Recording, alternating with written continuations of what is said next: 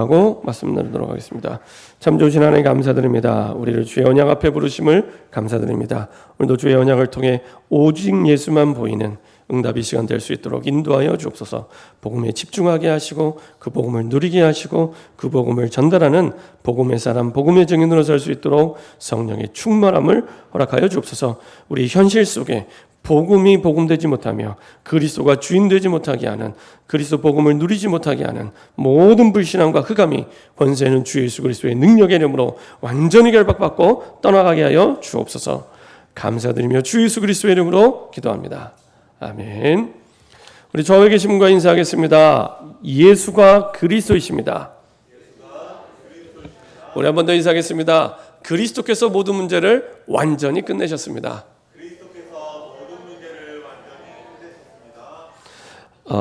우리 한 번 더 인사하겠습니다. 오직 예수만 바라보면 됩니다. 네, 견눈질 하지 마시고 좌로나나 치우치지 마시고 오직 예수만 바라보시면 됩니다. 이번에 하나님의 참 은혜 속에 선교를 다녀오게 됐습니다. 또 오랫동안 우리 교회가 또 그 파송 선교사님으로 섬기고 또 기도하는 우리 필리핀 지원교회를 다녀오게 됐는데요. 늘 이제 가서 또 현장을 보니까 늘 선교사님이 계속 말씀하셨던 내용들이 이렇게 퍼즐이 맞아가는 것처럼 이렇게 딱 맞춰지더라고요.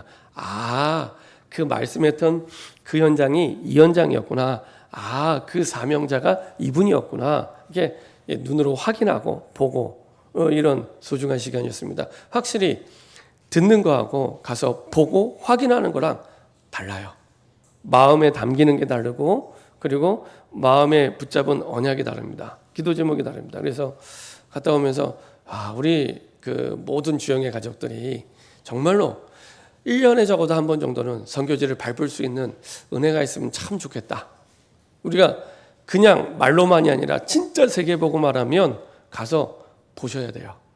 보시는 것과 안 보는 것과는 완전히 다른 얘기입니다. 제가 25살 때 처음 해외 선교를 가게 됐습니다. 그 첫 선교지가 사실은 필리핀이었습니다. 그래서 이 필리핀은 저에게는 굉장히 의미가 있는 그런 현장이었습니다. 그때가 98년도였습니다. 98년 2월 달에 제가 필리핀을 처음 갔었는데요. 지금으로부터 벌써 굉장히 오래된 얘기죠. 벌써 한 24년 전. 그래서 그때랑 지금이랑 필리핀은 너무 많이 바뀌었어요. 근데 그때 제가 처음 필리핀 땅을 밟았을 때 느꼈던 느낌은 뭐였냐면 너무 늦게 나왔다. 너무 늦게 나왔다. 늘 예수는 그리스도, 세계복음화 237 뭐 5천 종족 우리가 말은 많이 하는데 늦게 나왔다. 이게 TV로 보던 필리핀과 실제 공항에 내려서 그 현장에 밟아서 그 현장의 냄새를 맡고 확인하고 느껴지는 필리핀은 다른 필리핀입니다. 그러면서 그 속에서 많은 부분들을 새롭게 깨닫게 되는데 너무 늦게 나왔구나 그런 생각을 했습니다. 근데 이번에 이렇게 필리핀에 가면서도 정말 이제 오래간만에 2019년도, 18년도 매년 필리핀에 갔었습니다. 집회가 항상 동남아 집회가 필리핀에 있었기 때문에 이제 집회를 참석하고 이제 전투 캠프로 참석을 하고 있다가 저도 이제 한 3년 만에 다시 필리핀 땅을 밟게 되는데 이제 그 사이에 또 이제 조금씩 많이 바뀌었더라고요. 그 사이에 필리핀의 대통령도 바뀌고 그다음에 여러 가지 현장들도 바뀌었는데 그러면서 이제 가서 이렇게 그 필리핀 선교 현장에 가서 보게 되면서 참 많은 부분들을 새롭게 기도 제목을 붙잡고 오게 됐습니다.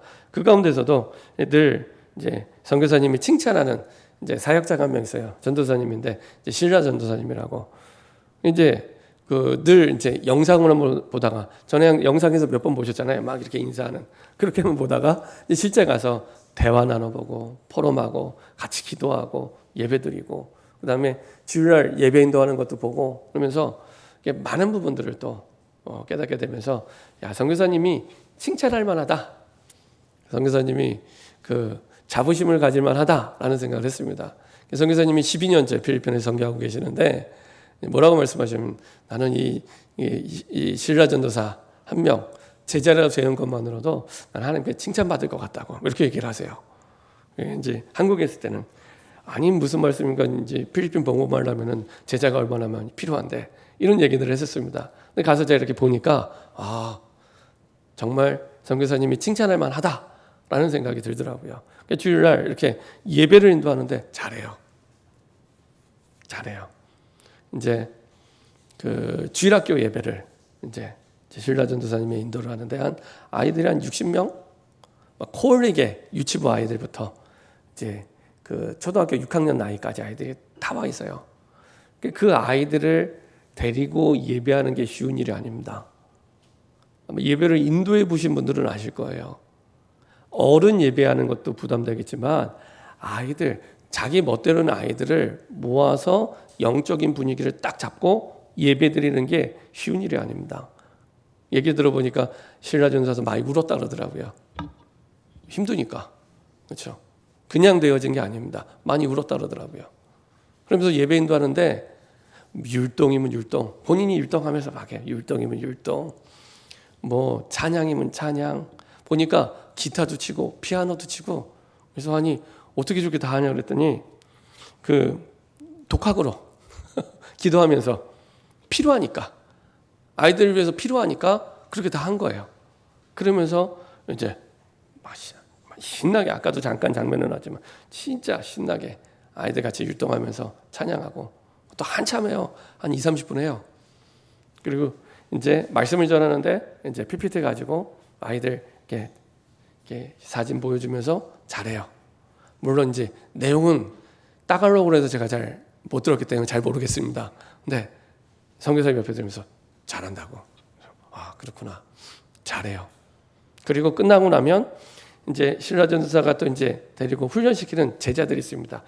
제자들이 해봤자 청소년, 14살, 15살, 19살. 아까 찬양할 때 옆에서 막 같이 찬양하던 친구가 18살이에요. 그 친구 이제 막 대학 들어간. 근데 그런 친구들이 이제 또 포럼 인도자로 들어와서 포럼 인도를 해요.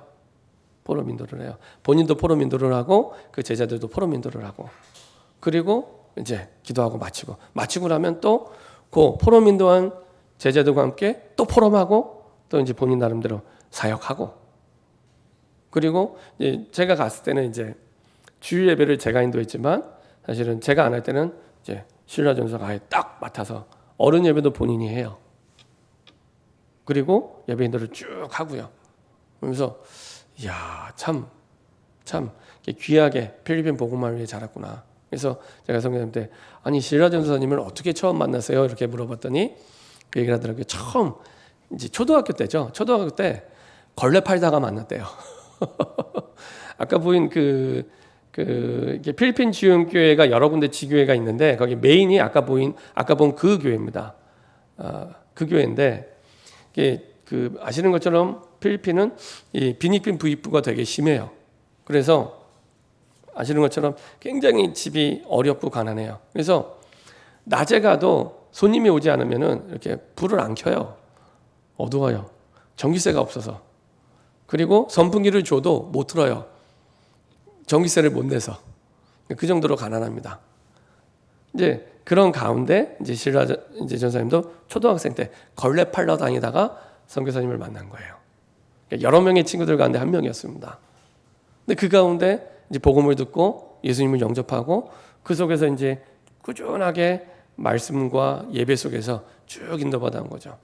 그리고 이제 신학교 학부 4년, 그리고 대학원 3년, 7년 이제 훈련 받고 이제 저렇게 이제 예배 인도자로 서게 됩니다. 그때 같이 와서 복음 들었던 친구 가운데 또 복음 안 듣고 간 친구들도 있어요. 그 친구는 여전히 불신자 상태 속에서 너무너무 고생하면서 살아갑니다. 처음에 왔을 때도 선교사님이 이제 외국인이잖아요. 그러니까 걸레를 팔면서 자꾸 속이는 거예요.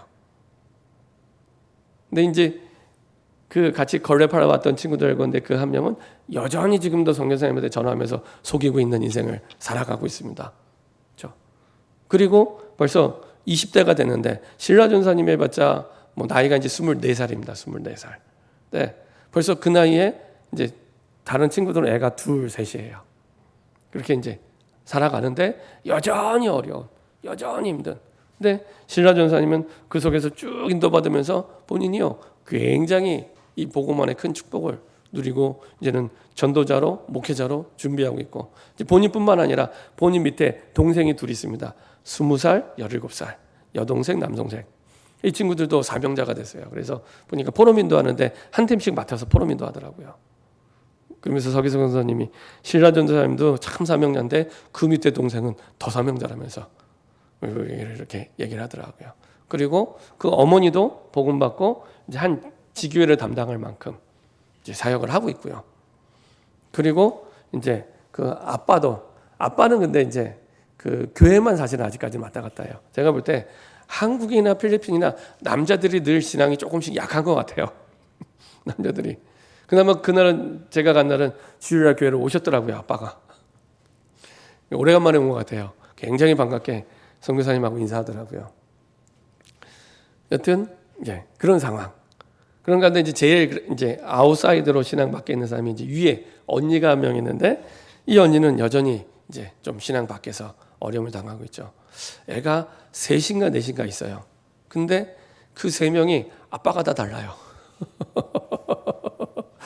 근데 그 언니만 그런 게 아니고 그 필리핀의 10대, 20대가 그런 가정이 꽤 많아요.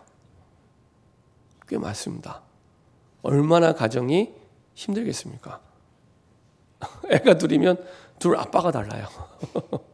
그 마지막에 장면에 봤던 그 마지막에 그 앱자 지역에 이제 다락방이 시작되는 지역인데, 그 지역에 그 다락방 하는 장소 옆집에 조그만한 이제 가게가 있어요. 뭐 필리핀의 그 시골의 가게이기 때문에 아주 허름합니다. 그게 가게예요, 가게인데 거기에 딱 들어갔을 때 그 남자애가 한 명 앉아 있었거든요. 아까 화면에 보시면 알겠지만 남자애가 한 13살, 14살 되는 남자애가 아주 얼굴도 잘생겼어요. 말끔하게 생긴 애가 앉아 있어요. 근데 아무 얘기를 안 해요. 그래서 성경을 얘가 누구냐고 물어봤더니 이제 그 태어나면서 뇌수막염을 앓았는데 제때 치료를 하지 못해서 평생 벙어리가 된 거예요. 평생 벙어리가 되고, 그리고 이제 이게 걷지를 못해요. 앉아서 살아야 되는 그런 상황이 된 거예요. 근데 우리나라에서는 뇌수막염이 그렇게 심각한 병이 아닙니다.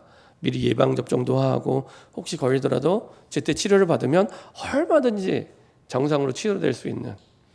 근데 이제 이 아이가 그렇게 돼버린 겁니다. 그럼 이 아이 아빠 엄마는 어디 갔냐? 다 도망갔어요. 이 아이를 버리고 다 도망갔어요. 아빠 엄마가 20대예요. 20대. 다 도망가고, 그리고 누가 키우냐? 할머니가 키워요. 할머니랑 고모랑 이 얘를 키우는 겁니다. 근데 그런 가정이 꽤 많아요. 꽤 많아요. 이게 사실은 필리핀의 현장의 현실입니다. 사실은 우리나라도 문제의 모양만 다르지 해결되지 않는 영적 문제와 어려움 속에 고통사하는 사람이 너무 많아요. 너무 많아요. 자, 그 현장을 보면서, 그리고 신라전서에 보면서 드는 생각은 하나였습니다. 진짜 복음 말고는 답이 없구나. 복음 말고는 답이 없구나. 그 걸레 팔러 온 소녀에게, 야, 이렇게 해서 돈 많이 벌겠어? 돈 많이 벌어야 돼. 그래야지 잘 살 수 있어. 그래야 행복해. 답이 되겠습니까? 야, 걸레 팔러 다니면 언제 공부하냐? 공부해야 돼. 네가 공부해야지 훌륭한 사람 되고, 공부해야지 행복한 사람 되고, 공부해야지 네가 나중에 이렇게 걸레 팔러 안 다녀 라고 하는 그게 답이 되겠습니까? 이거는 돈을 벌지 말아라, 공부하지 말아라, 그 얘기가 아닙니다. 우선순위 얘기입니다. 가장 중요한 게 뭐냐? 그 얘기입니다. 복음 말고는 그 어떠한 것도 답이 되지 않는구나. 지난주에 오직 예수만 보이더라. 그렇죠? 그게 정상입니다. 그게 정상입니다. 다른 게 보이는 만큼 속는 겁니다. 다른 게 보이는 만큼. 그렇죠? 오직 예수만 보이는 게 사실은 정상입니다. 그래서 복음 말고는 정말 답이 없구나. 그래서 복음 가진 저와 여러분들이 복음을 말하지 않는다? 야, 이건 진짜 하나님 앞에 죄인이구나, 죄인. 딴 게 하나님 앞에 죄인이 아닙니다. 뭐 거짓말하고 속이고, 물론 그것도 죄인데 그거와 비교할 수 없는 더 큰 죄는 복음을 받았는데 복음을 말하지 않은 죄. 이거는 죄인 중에 죄인이구나. 죄인 중에 죄인이구나. 복음을 받았는데 복음을 말하지 않는 죄.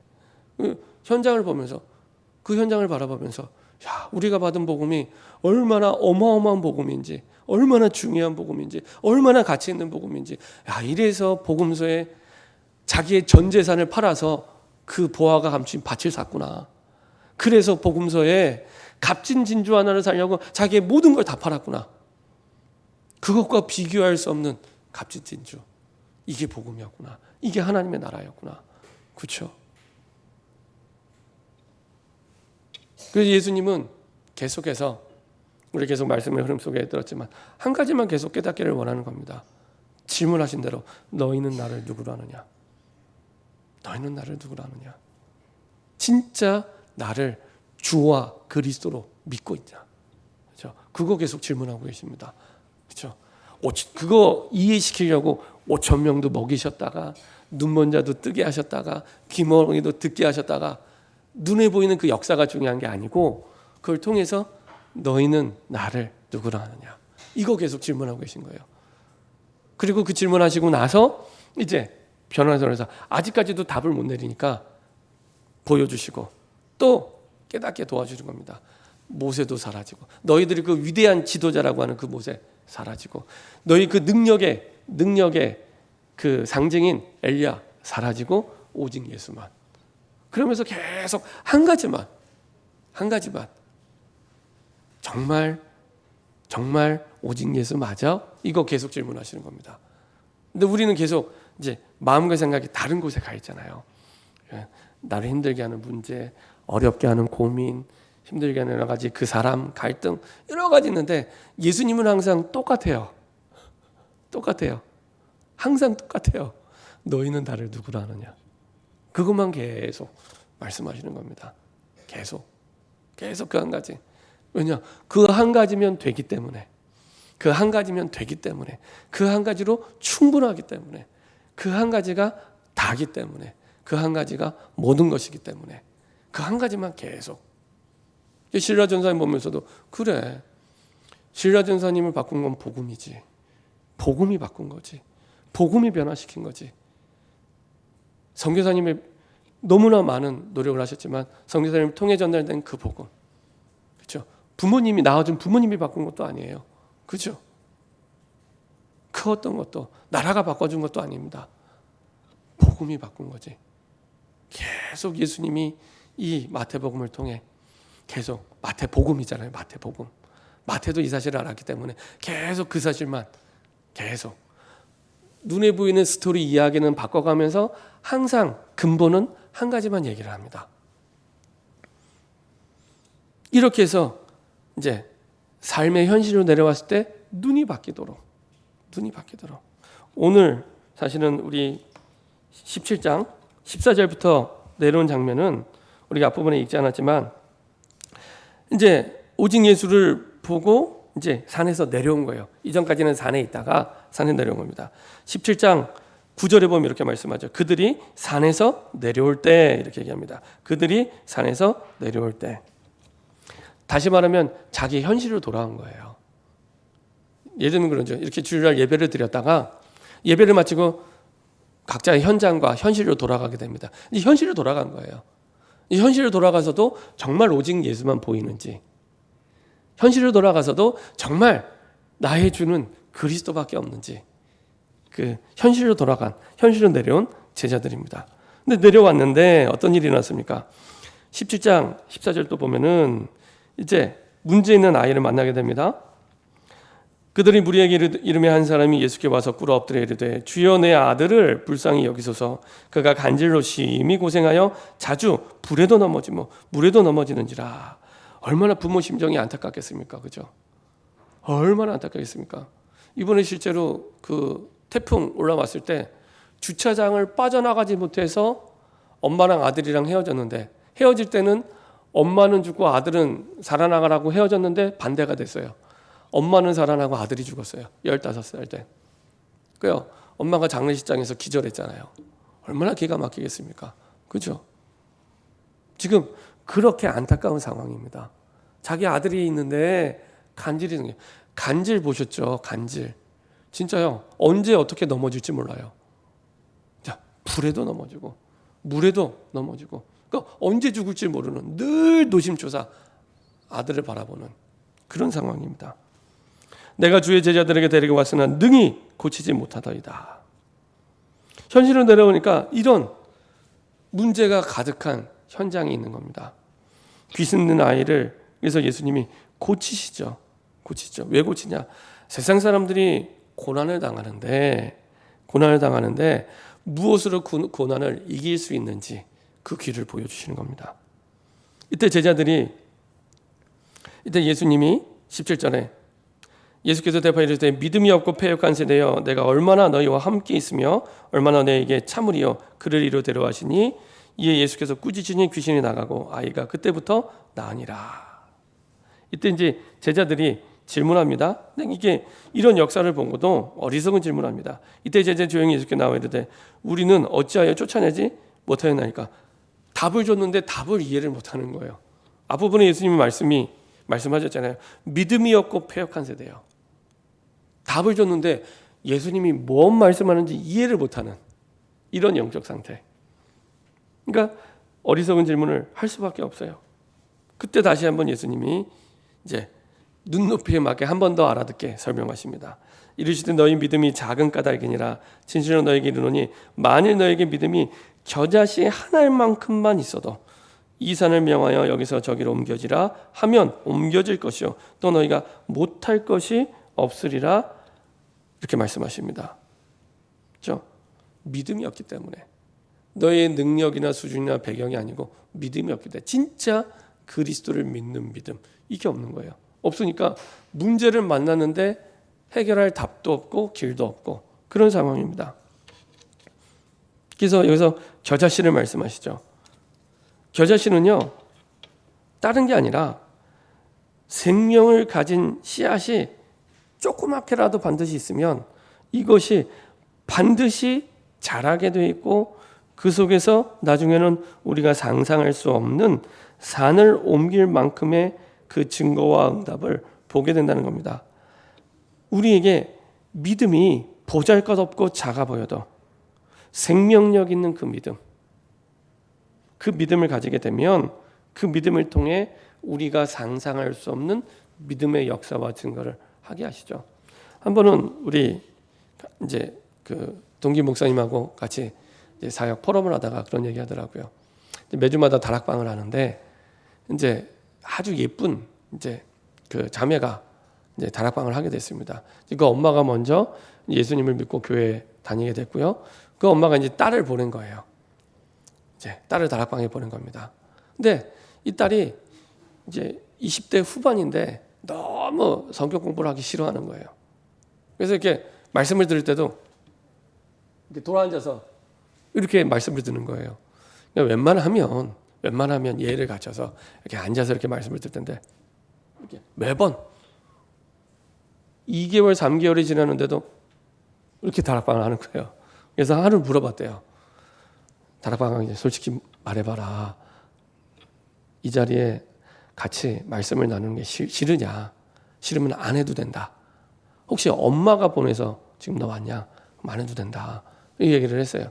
그랬더니 이제 이 친구 얘기를 하는 거예요. 아니 내가 성인인데 엄마가 보내서 왔겠냐고. 그냥 내가 와서 앉아 있는 거라고. 그래서 이렇게 또 앉아서 듣는 거예요. 이제 이 목사님 오케이 그럼 됐다 하고 이제 쭉 다락방을 하는데 알고 보니까 이 친구가 간질이 있었던 거예요. 간질이 있던 친구예요. 근데 한 3개월, 4개월 지나면서 이 친구가 오늘 먼저 포럼을 하더래요. 뭐라고 포럼하냐? 목사님, 제가 이렇게 쭉 다락방을 하면서 하나님 제게 응답을 주신 것 같습니다. 무슨 응답이냐? 그랬더니 이렇게 간질하는 사람들은 자기가 언제 간질할 거라는 그 주기가 있대요. 자기는 안 돼요. 근데 자기가 간질할 주기가 됐는데 이게 그냥 지나가더래요. 분명히 간질을 해야 되는데 이게 그냥 지나가더래요. 그 다음 주기가 왔는데 간질을 해야 되는데 또 그냥 지나가더래요. 그리고 더 중요한 건 뭐라고 얘기하냐? 목사님, 이제는 제가 간질을 해도 괜찮고 안 해도 괜찮을 것 같습니다. 이 얘기를 하는 거예요. 간질이 나은 것도 참 감사한 일인데 이제는 간질을 해도 괜찮고 안 해도 괜찮을 것 같습니다. 제가 그 얘기 들으면서 참 제대로 깨달았구나 하는 생각이 들었습니다. 예수님이 원하시는 올바른 뜻을 붙잡고 깨달았구나. 현장에는 너무 어려움 많은 사람들이 있는데 사실은 여기에 제자의 관심들이 없던 거죠. 관심이 없던 거죠. 어마어마한 능력과 그 신분과 권세를 받았음에도 불구하고 그 세상을 살리는 축복에 제자의 대열에 들어왔음에도 불구하고 거기에 관심이 없던 거죠. 그래서 이 중요한 시간표에 다시 예수님이 말씀하십니다.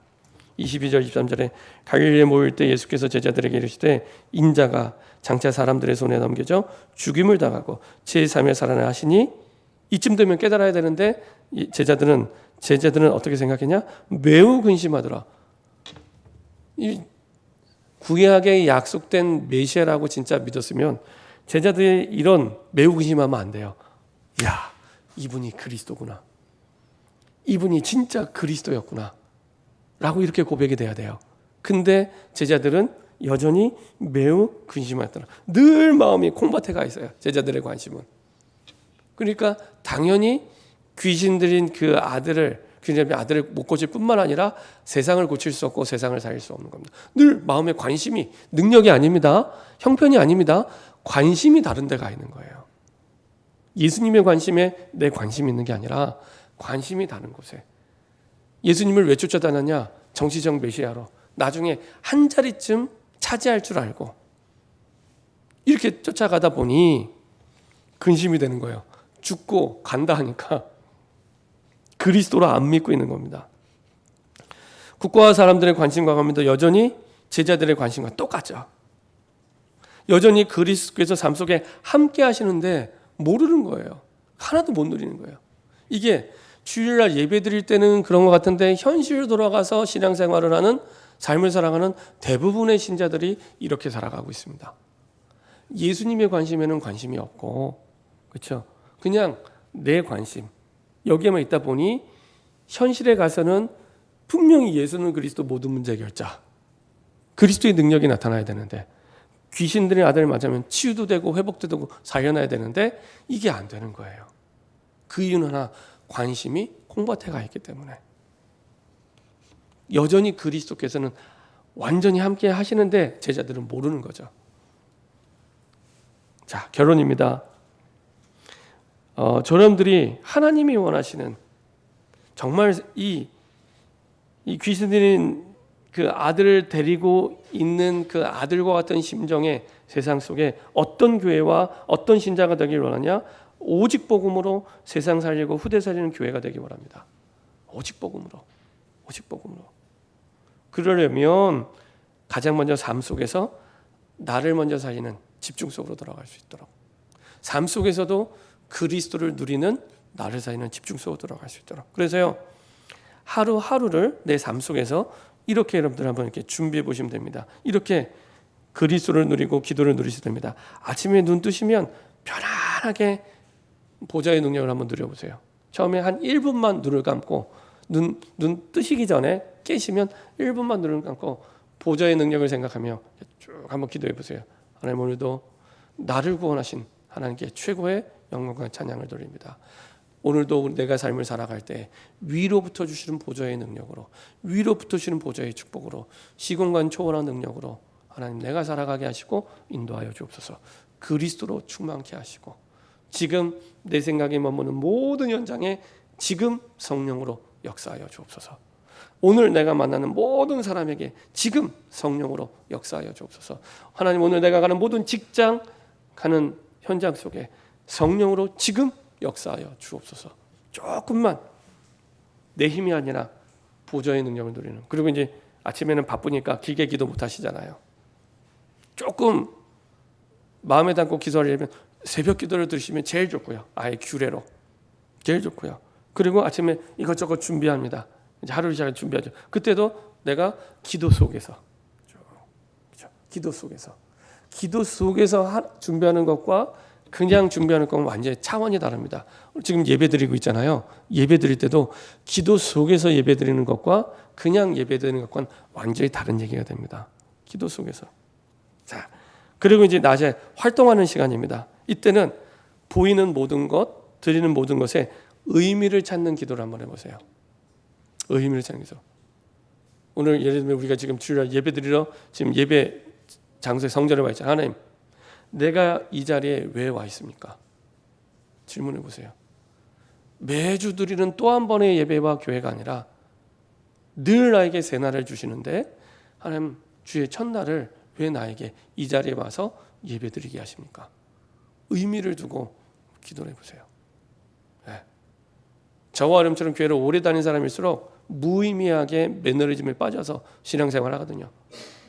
늘 주님은 새 날을 주시는데, 새 응답을 준비하고 계시는데, 그래서 의미를 두고 기도 한번 해보세요. 특별히 이때는 말씀과 연결해서 한번 생각을 해보세요. 자, 그리고 모든 일을 마치고 마친 마지막 시간입니다. 이제 다 마치고 나서 마지막 시간, 불 다 끄고 눈 감고 그때 이제 또 기도하세요. 이제 하루 가운데 조금 나를 힘들게 했던 부분들이 있을 겁니다. 정말 고민되는 부분이 있을 겁니다. 그 부분을 두고 이제는 좀 깊이 한번 기도해 보세요. 조금 결단하신 분들은 이제 여기에 대한 답을 찾는 기도가 시작될 수 있도록, 답을 찾는 기도. 다시 말하면 답 올 때까지 기도하시면 됩니다. 그 말은 열심히 기도하라는 얘기가 아닙니다. 하나님이 준비한 답이 반드시 있습니다. 우리는 문제만 생각하잖아요. 그리고 답을 하나님께 찾지 않고 다른 데서 찾습니다. 늘 말씀드리지만 돈이 없으면 답을 돈에서 찾고, 사람이 힘들게 하면 사람에서 찾아요. 근데 항상 답은 하나님께만 있습니다. 하나님께만 있습니다. 그래서 하나님이 가지고 계신 답 이미 있습니다. 그 답을 찾을 때까지. 처음에 기도하실 때 이게 조금 시간이 길 수 있습니다. 영적 상태에 따라 다릅니다. 충만하면요, 이렇게 예배 드릴 때 예배 드리기 전에 질문하고 예배 시간에 듣다가 바로 답을 찾기도 해요. 듣다가. 근데 내가 좀 하나님과 오랫동안 떨어져 있다. 기도를 하는데 1분도 내가 지속이 안 된다. 기도가. 그러면 찾는 데 시간이 좀 걸릴 겁니다. 그래도 그 시간이 가장 중요한 시간이고 가장 빠른 시간입니다. 그래서 밤에 혼자 있는 시간에 나를 고민하게 만들었던 그 부분을 두고 답을 찾을 때까지 한번 기도해 보세요. 아주 중요한 시간이 되고요. 인생을 바꾸는 시간이 되고요. 굉장히 의미 있는 시간이 됩니다. 이게 기준입니다. 그렇게 하루를 한번 사시다가 주일날 와보세요. 또 예배가 다른 예배가 됩니다. 그리고 다른 삶이 됩니다. 똑같은 루틴으로 똑같이 살아가는데 다른 삶이 됩니다. 이렇게 될 때 오직 복음으로 세상 살리고 후대 살리는 교회가 이미 내 삶 속에 진행되고 있음을 확인하게 될 줄 믿습니다. 이렇게 응답받는 저와 여러분 되기를 소원합니다. 기도하겠습니다. 주님 감사드립니다. 오직 예수만 보였던 제자들이 현실로 내렸을 때 또 다른 관심과 틀린 관심 속에 살아가는 그 현장 속에 다시 교훈하시며 하나님이 원하신 것이 무엇인지를 깨닫게 하신 하나님, 우리 현실에서 속지 않게 하시고 올바르게 세상 살리는, 오직 복음으로 세상 살리는 우리 자신과 우리 후대와 우리 교회가 될 수 있도록 축복하여 주옵소서. 감사드리며 주 예수 그리스도의 이름으로 기도합니다. 아멘.